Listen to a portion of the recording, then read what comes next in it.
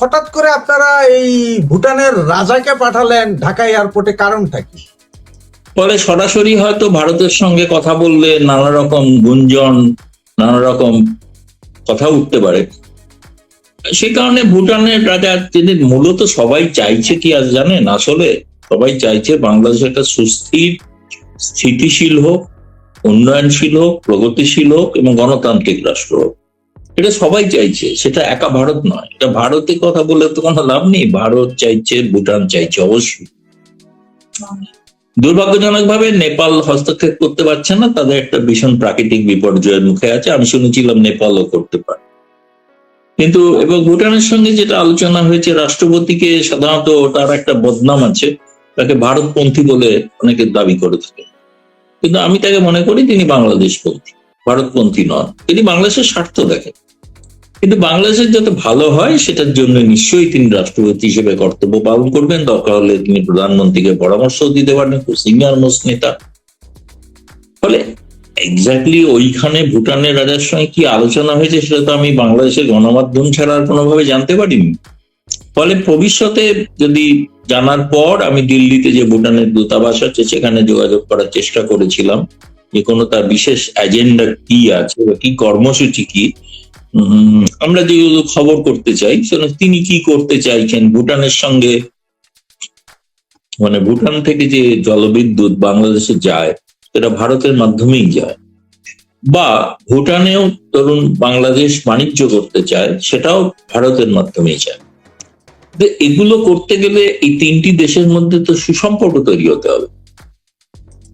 সেটা তো কোনো উত্তেজনাপূর্ণ সম্পর্ক থাকলে তো এগুলো কোনোটাই করা সম্ভব নয়। যদি ক্রমাগত এক দোষারোপ করতে থাকেন তাহলে তো সমস্যার সমাধান হবে না। বাংলাদেশের ক্ষেত্রে এই মুহূর্তে সব থেকে অনেক কিছু প্রয়োজন আছে, নিত্য প্রয়োজনীয় পণ্যের প্রয়োজন আছে, তাদের রপ্তানি বাড়ানোর সম্ভাবনা আছে, সেটা বাড়াতে হবে।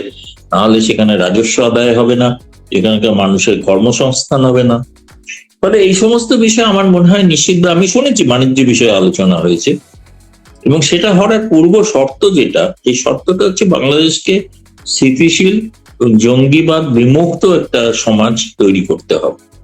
সেটা না করলে বাংলাদেশে কেউ লগ্নি করতে সাহস পাবেন না। আমি যতদূর ধারণা, হয়তো ভুটানের রাজা সেরকম কোনো বার্তা তিনি নিয়ে গেছেন, এবং তার সঙ্গে যেহেতু ভারতের সুসম্পর্ক রয়েছে, আপনি তো জানেন যে ভুটানের বাজেটের প্রায় 2/3 ভারতের কোষাগার থেকেই যায়। ভারতের সঙ্গে ভুটানের চমৎকার পররাষ্ট্র নীতির সম্পর্ক রয়েছে, এবং ভুটানকে স্বাধীনভাবে কেউ আজ পর্যন্ত ভুটানের কোনো মানুষ দাবি করেননি বা বলেননি ভুটানের স্বার্থ ভারতের কাছে বিকিয়ে দিয়েছে। আপনি ভেবে দেখুন যে একটা দেশের বাজেট, তার অর্থ 2/3 ভারত থেকে যায়, তাই না? অথচ সেখানকার কোনো মানুষ কিন্তু আজ পর্যন্ত অভিযোগ করেননি যে ভুটানের স্বার্থ ভারতের কাছে বিকিয়ে দিয়েছেন। বরঞ্চ যেটা মানে ধরুন ওই বিমস্টেকের অধীনে যে করিডোর হওয়ার কথা ছিল সেটা ভুটান আপত্তি করেছিল, কারণ ভুটানের তাদের পরিবেশগত অনেক ক্ষতি হতে পারে। ভুটান কিন্তু তাতে কি ভারতের সঙ্গে তার সম্পর্ক খারাপ হয়েছে? তাতে হয়নি। ভারতের তার জন্য কি তার বাজেটে কি অর্থ সংস্থান কমিয়ে দিয়েছে? তা তো নয়। সুতরাং সেটা তাদের একটা সত্য এবং বাস্তব অবস্থা যে ভুটানের ক্ষতি হতে পারে, যে এত বিপুল পরিমাণে ট্রাক সেখানে গেলে বায়ু দূষণ হতে পারে। তারা পরিবেশ সম্পর্কে খুব সচেতন। কিন্তু আমি যেটা বলতে চাইছি এক কথায়, যে সেটা ভুটান যদি তাদের স্বার্থ ভারতের কাছে বিক্রি করে না দিয়ে থাকেন বাজেটের সমস্ত অর্থ পাওয়া সত্ত্বেও, তাহলে হঠাৎ বাংলাদেশ কিছু না পেয়ে হঠাৎ বাংলাদেশ কেন তার স্বার্থ এর আগের সরকার সমস্তটা বিকিয়ে দেবে? তাই না? এই যুক্তিটা তো অসার। এই যুক্তিটা তারাই করেন যারা ভারত বাংলাদেশ সম্পর্ক ভালো হোক চান না, যারা জঙ্গিদের দ্বারা পূর্ব পাকিস্তান আবার করতে চান বাংলাদেশকে, তারা এটা চান।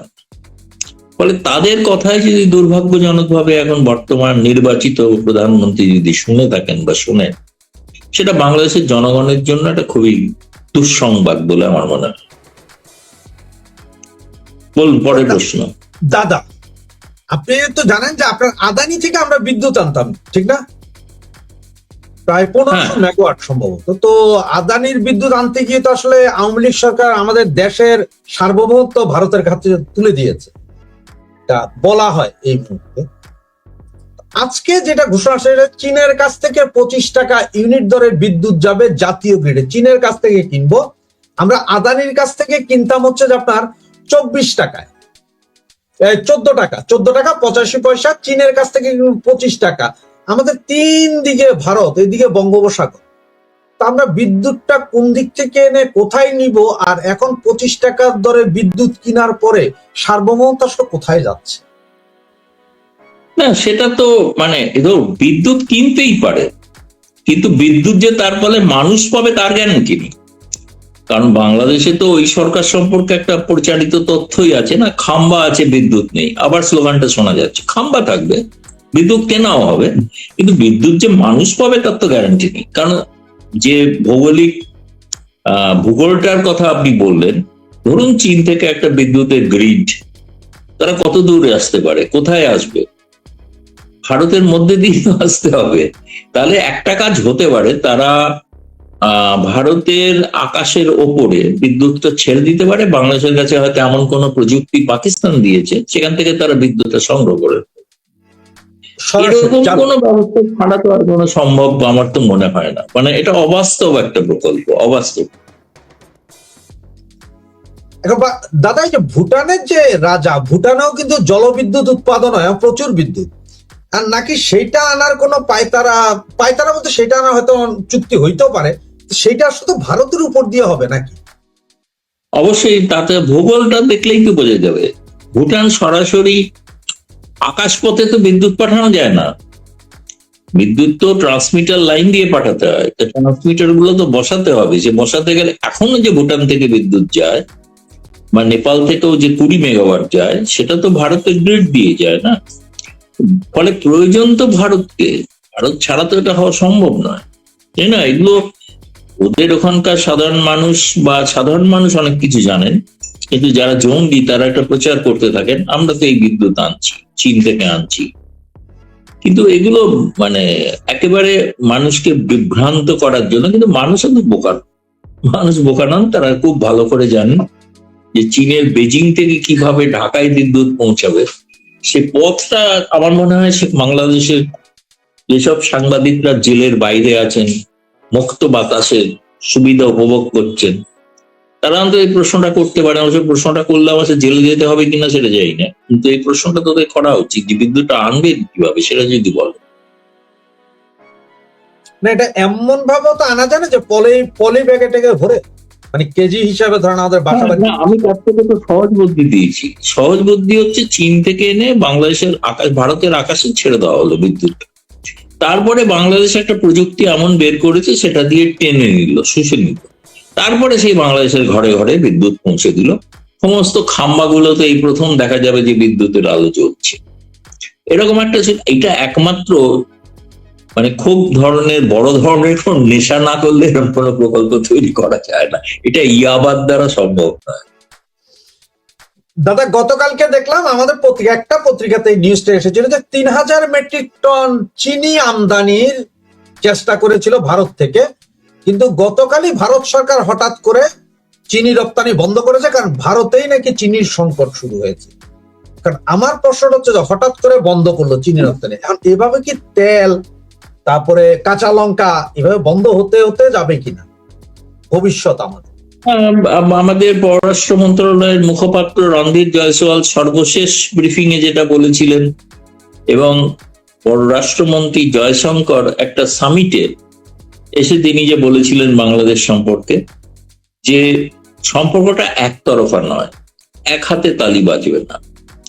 সুতরাং আমরা যদি যেটা সৌজন্যতা দেখাবো, শিষ্টাচার দেখাবো, তার প্রতিদানে সেই ধরনের কূটনৈতিক সৌজন্যতা, শিষ্টাচার জানাবো। আজকে আমি বলি, এটা গুরুত্বপূর্ণ আমার কাছে মনে হয়েছে, খুবই গুরুত্বপূর্ণ। সব অনেকে হয়তো জানেন, কিন্তু তাহলে আমি বলবো এটা মানে আমরা জানলাম সরকারিভাবে, অফিসিয়ালি। সেটা হচ্ছে ভারতের যে ব্রিক্স সম্মেলন হচ্ছে, ব্রিক্স সম্মেলনের সম্পর্কে একটা নেপথ্য ব্রিফিং, মানে অন রেকর্ডে নয়, কিন্তু নেপথ্যে একটা ব্রিফিং সাংবাদিকদের কাছে করা হয়েছে।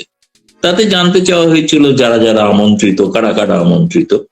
ব্রিক্সের সকল সদস্য আমন্ত্রিত 11 জন, এবং 10 জন, কারণ ভারত তো নিজে, প্লাস হচ্ছে 10 জন হচ্ছে পর্যবেক্ষক রাষ্ট্র, এবং তার সঙ্গে হচ্ছে যেগুলো বহুরাষ্ট্রীয় মঞ্চ, যেমন গালফ কোঅপারেশন কাউন্সিল, মানে মধ্যপ্রাচ্যের যেটা আছে, ইউরোপিয়ান ইউনিয়ন, যেমন আছে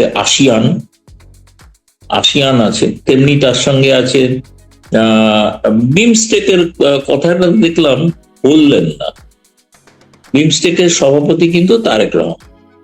পরে জানতে চেয়েছিলাম একজন অফিসারের থেকে যে বিমস্টেকের কথা তো বললেন না। আসলে ওরা তো কোনো বলছেন যে ওরা তো কিছু জানায়নি আজ পর্যন্ত, মানে শুধু প্রধানমন্ত্রী নয়, তার পরিবর্তেই বা কে আসবেন তাও জানান। ফলে যে কারণে তিনি সাংবাদিকদের সামনে মুখ খোলার সময় বিমস্টেক শব্দটা উচ্চারণই করলেন না। ফলে একটা খটকা লেগেছিল আমাদের, হঠাৎ বিমস্টেকও তো একটা বহুরাষ্ট্রীয় মঞ্চ এবং আমাদের প্রতিবেশী রাষ্ট্র সেখানকার দায়িত্বে আছে। বিমস্টেকের সচিবালয় পর্যন্ত ঢাকায়, অথচ তারা আমন্ত্রিত নন। এমনকি এও প্রশ্ন হয়েছিল যে আচ্ছা, বাংলাদেশ বা তুরস্ক ব্রিক্স এর সদস্য হতে পারেন কিনা। বলেছেন এই বিষয়টা সম্মেলনে আলোচিত হবে, কিন্তু যিনি ব্রিক্স এর কে আসবেনই না, তার সদস্যপদ নিয়ে আলোচনা হবে কি করে? এটা তো আসতে হবে, তাই না? এটা ছোটখাটো কোনো কাউকে দিয়ে, প্রতিমন্ত্রী দিয়ে তো সে আলোচনা হতে পারে না। হাতে গেলে শীর্ষ পড়ে, সেখানে শি জিনপিং আছেন, ভ্লাদিমির পুতিন আছেন, ইরানের প্রেসিডেন্ট আসছেন, এমনকি ইরানের সঙ্গে যে যুদ্ধ সংযুক্ত আমির শাহী তারাও আসছেন, সৌদি আরব, প্রত্যেকটা মানে ব্রিক্স এর সম্মেলনে এসছেন, এবার আসবেন আশা করা যায়। এমন একটা কনগ্লোমারেশনের মধ্যে সেখানে একটা চুনোপুটি প্রতিমন্ত্রী, যার নাগরিকত্ব নিয়ে দেশে এখনো সিদ্ধান্ত হয়নি তিনি প্রকৃত কি নাগরিক, তারই কেউ জানে না, তিনি আদৌ বাংলাদেশি কিনা সে নিয়েই তো প্রশ্ন আছে অনেক। আমি দেখছি বাংলাদেশের মিডিয়ায় প্রশ্ন তুলছে তিনি কি বাংলা, তিনি হলে তিনি ব্রিটিশ প্রতিনিধিত্ব করতে পারেন, সেটা ব্রিটিশরা দেখে নেবে যে তাকে পাঠান কি পাঠান না। তিনি তো তারেক রহমানের দূত হয়ে আসতে পারেন না, কারণ তিনি তো বাংলাদেশিই নয়, তিনি বাংলাদেশের স্বার্থ কি বলবেন, তাই না? ফলে আমার কাছে যেটা আজকে মনে হচ্ছে খুব ইন্টারেস্টিং, এটা একটা খবর যে বাংলাদেশ আজকে হয়ে গেল 27শে আগস্ট, 28শে আগস্ট কালকে আমাদের এখানে একটা বড় হিন্দুদের উৎসব, রাখি উৎসব, রাখি পূর্ণিমা, জন্মাষ্টমী বলা হয়, শ্রীকৃষ্ণের জন্মদিন। এবং তার পরদিন থেকেই প্রধানমন্ত্রী নরেন্দ্র মোদী তিনি চলে যাবেন 2রা সেপ্টেম্বর পর্যন্ত সাংহাই কোঅপারেশন শিখর বৈঠকে বিশকেক, যেটা কাজাখস্তানের রাজধানী, এবং তাছাড়া তার আগে তিনি উজবেকিস্তান যাবেন, তাশখন্দ, সেটা দ্বিপাক্ষিক সফর। তারপরে ফিরতে ফিরতে 2 তারিখ হয়ে যাবে। 2 তারিখের পর থেকে তো 3 তারিখ থেকে তো এখানে ব্রিক্সের প্রস্তুতি চূড়ান্ত। ফলে এর মধ্যে যদি তারা এখনো না জানান, ওই কি জানো একটা কি, শেখ হাসিনার মুখ বন্ধ না করলে অনুকূল পরিস্থিতি হয় না, এসব বলে চলে আসবেন না, এটা বাংলাদেশের কাগজেই দেখেছি, তার তীব্র সমালোচনা হয়েছে। আমি ভারতের কথা বলছি না, বাংলাদেশের প্রথম শ্রেণীর সংবাদপত্রে বলা হয়েছে ভুল সিদ্ধান্ত তারেক রহমান সরকারের, এবং প্রবন্ধ আকারে প্রকাশিত হয়েছে। ফলে বাংলাদেশ এক বিচিত্র পরিস্থিতির মধ্যে আছে। ফলে এই জন্য আমি এটা শুনছিলাম কানাঘুষো আজকে নানা জায়গায় ভারতীয় কূটনৈতিক মহলে খুব সংশয় দেখা দিয়েছে বাংলাদেশের তারেক রহমান সরকারের অস্তিত্ব নিয়ে। তিনি কি আদৌ পারছেন সরকার চালাতে, তিনি কি পারবেন, নাকি তিনি গৃহবন্দী? তারা প্রশ্ন করেন শেখ হাসিনা গৃহবন্দী কিনা। আজ পর্যন্ত কেউ একটা বলতে পারবে যে তারেক রহমান পররাষ্ট্রনীতি নিয়ে একটা শব্দ উচ্চারণ করেছেন? হয় তাকে বারণ করা হয়েছে, কথা বলবে না, প্রধানমন্ত্রী হয়ে থাকতে চাও, আর তদুবা তিনি তাকে বলা হয় যে তিনি বোঝেন না। কিন্তু 17 বছর বাইরে ছিলেন দেশের, না তিনি বাংলাদেশ কূটনীতিক, তিনি কি জানতেন না কিছু? দুর্ভাগ্য, তার দোষ কিছু নয়, স্বাভাবিক। তো ফলে এখন তার প্রতি আমরা সহানুভূতি দেখাচ্ছি, তাকে আমরা চেষ্টা করছি তাকে আরো, তিনি যাতে পরিণত হন, তিনি যাতে পরিপক্কতা দেখান, চেষ্টা করছি আমরা। কিন্তু মুশকিল হচ্ছে কি যে করা যাচ্ছে না। আমরা চেষ্টা করি, উল্টে আমাদের উপর দোষ আসছে যে ভারত এত নমনীয় কেন বাংলাদেশের ব্যাপারে। আরে আমাদের ছোট ভাই, সে কিছু বোঝে না যখন, একটু শেখাতে অসুবিধা কি, এখানে এলে শিখিয়ে দিতাম অনেক কিছু কূটনীতি। এখন সেই হচ্ছে পরিস্থিতি, বুঝলে? এখন এদের সঙ্গে এখন কি করা যাবে? এখন এদের নিয়ে মাথা ঘামা, এখন ভারতের সিদ্ধান্ত হচ্ছে আর বাড়াবাড়ি করা যাবে না, যথেষ্ট করা হয়েছে, আর কিছু করার নেই, আসলে আসবেন, না আসলে না আসবেন। ক্ষতিটা বাংলাদেশের তারেক রহমানের নয়, ক্ষতিটা বাংলাদেশের জনতার। কারণ এই ব্রিক্স সম্মেলনে যেটা হতে চলেছে সেটা হচ্ছে ব্রিক্স ব্যাংক সেখানে আসছে। ব্রিক্স ব্যাংক প্রত্যেকটা রাষ্ট্রের যারা যারা উপস্থিত হবেন তাদের পরিকাঠামো উন্নয়নে লগ্নি করবেন, এবং যাতে ব্যবসায়িক ক্ষেত্রে স্থানীয় মুদ্রায় ব্যবসা করা যায় তার একটা সমাধান সূত্র খুঁজবেন, এইরকম একটা। এবং তার সঙ্গে গোটা ব্যাপারটাই ভারতের দিক থেকে বলে দেওয়া হয়েছে ব্রিক্সের সম্মেলন কেবলমাত্র কূটনৈতিক মানে কুটকাচারি নয়, মানুষের উন্নয়ন, মানুষ যাতে সরাসরি বুঝতে পারেন, উপলব্ধি করতে পারেন এই ব্রিক্স সফরের ফলে তাদের জীবনযাত্রার মান উন্নত হবে কি করে, সেটাই প্রায়োরিটি সেটাতে ক্ষতিগ্রস্ত তারেক রহমান আজ আছেন, কাল নেই, আবার লন্ডনে চলে যাবেন, সেটা অন্য কথা, কিন্তু ক্ষতিগ্রস্ত হচ্ছে বাংলাদেশের মানুষ। এটা বাংলাদেশের মানুষকে বুঝতে হবে। তাদের বোধহয় একটা সময় আসছে যে রুখে দাঁড়ানো মনে হচ্ছে।